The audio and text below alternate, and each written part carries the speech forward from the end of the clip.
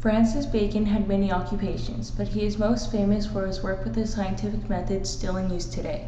Bacon demanded a planned procedure of investigating all things natural. His work set a standard of using inductive strategies for scientific inquiry.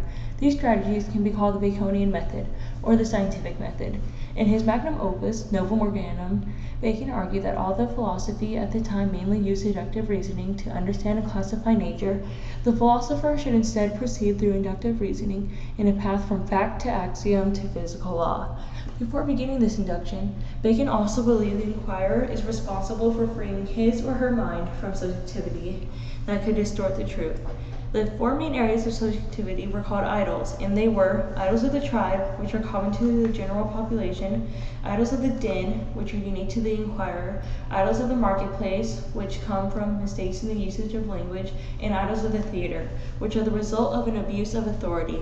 At the end of induction, the inquirer would have the discovery of forms, which are the ways in which natural phenomena occur and the causes from which they proceed. Then the process of induction was finished. Bacon claimed that any moral action is the action of the human will, which is governed by belief and spurred on by the passions. And good habit is what aids men in directing their will toward the good. He also stated, no universal rules can be made, as both situations and men's characters differ. From his perspective, the individual activity of one man could change his take on the world. But when it came to atheism, he said, atheism leaves a man to sense, to philosophy, to natural piety, to laws, to reputation, all which may be guides to an outward moral virtue. But superstition dismounts all these and erects an absolute monarchy in the minds of men. However, Bacon did maintain his own Christian beliefs, of which he began to differentiate from superstition.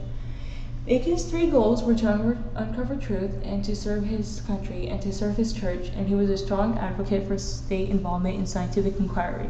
He also believed that his general method should be applied to the functioning of the state because in Bacon's mind, matters of policy were inseparable from philosophy and science.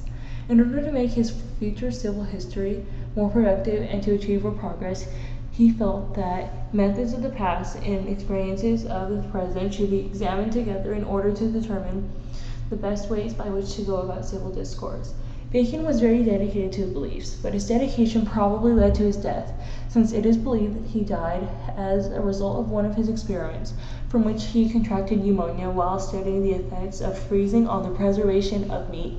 But that's just how awesome his theories were.